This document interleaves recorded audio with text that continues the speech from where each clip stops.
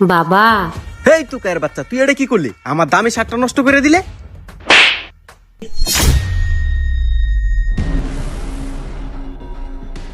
তুই কায়ের বাচ্চা, তুই জানোস এই শার্টের দাম কত?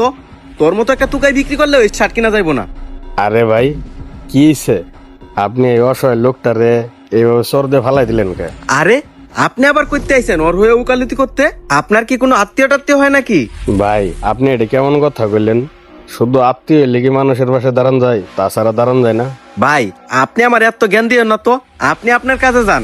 আরে তুই কায়ের বাচ্চা, তোরে কিন্তু এখন একটা তাপ্পড় দিছি, আর এরপরে যদি এই এলাকা তোরে দেখি তাহলে কিন্তু তোরা লাইট এলাকাতে বাইর করবো। আর আপনি এই এলাকার কে যে ওনাকে এই এলাকার থেকে গাড় ধরে বের করে দিবেন?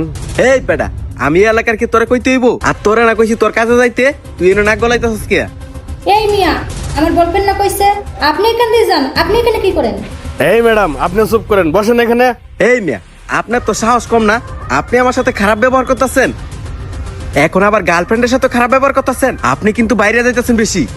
তোরা দুইজন বেশি বাইরে গেছস। আর তুই না কইছস খালার এলাকার থেকে বাইরে করে দিবে? দাঁড়া, তোর এই এলাকার থেকে বাইরে করে দেওয়ার ব্যবস্থা করতেছে। নাজমা শুনছো?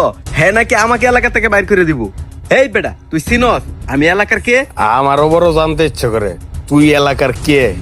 তোর যে তুই এতই শখ জাগছে আমার পরিচয় তুই জানতে, তাইলে তুই কান কুইলা শুনে রাখ। আমি হইছি এ এলাকার রানিং চেয়ারম্যানের একমাত্র ছেলে খায়রুল ইসলাম। আমার নামের উপরে এ এলাকায় যত দোকানপাট আছে সবাই আমার ট্যাক্স দেয়।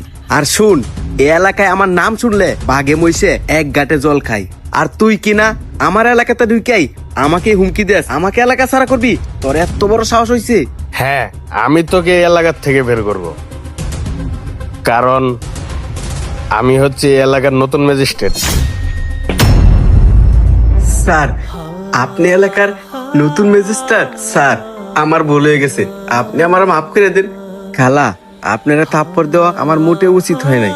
খালা, আপনি একটু স্যারকে বলেন না আমাকে মাফ করে দিতে। বাবা, উনি উনার ভুল বুঝতে পারছে, তুমি ওরে মাফ করে দাও। আপনি তো তাকে থাপ্পড় দিয়ে ফেলে দিলেন।